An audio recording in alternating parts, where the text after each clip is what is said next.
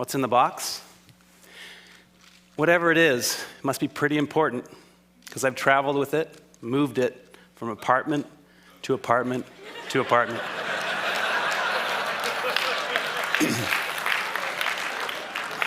Sound familiar? Did you know that we Americans have about 3 times the amount of space we did 50 years ago? 3 times. So you'd think with all this extra space, we'd have plenty of room for all our stuff, right? Nope.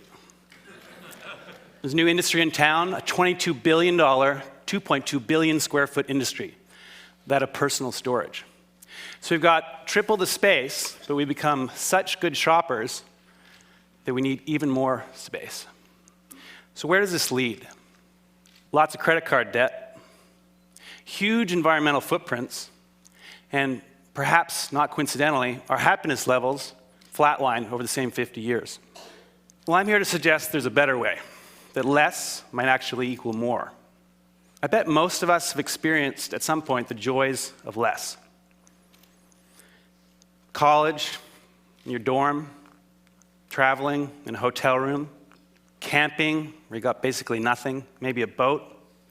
Whatever it was for you, I bet that among other things, this gave you a little more freedom, a little more time. So I want to suggest that less stuff and less space are going to equal smaller footprint. It's actually a great way to save you some money, and it's going to give you a little more ease in your life. So I started a project called Life Edited at lifeedited.org to further this conversation and to find some great solutions in this area. First up, crowdsourcing my 420 square foot apartment in Manhattan with partners Mutopo and Javoto.com. I wanted it all. Home office, sit-down dinner for 10, room for guests, and all my kite surfing gear. With over 300 entries from around the world, I got it, my own little jewel box. By buying a space that was 420 square feet instead of 600, immediately I'm saving 200 grand. Smaller space is going to make for smaller utilities, save some more money there, but also a smaller footprint. And because it's really designed around an edited set of possessions, my favorite stuff, and really designed for me, I'm really excited to be there. So how can you live little? 3 main approaches. First of all, you need to edit ruthlessly. We've got to clear the arteries of our lives. That shirt that I haven't worn in years, it's time for me to let it go. We've got to cut the extraneous out of our lives, and we've got to learn to stem the inflow. We need to think before we buy. Ask ourselves, is that really going to make me happier? Truly? By all means, we should buy and own some great stuff, but we want stuff that we're going to love for years, not just stuff. Secondly, our new mantra, small is sexy.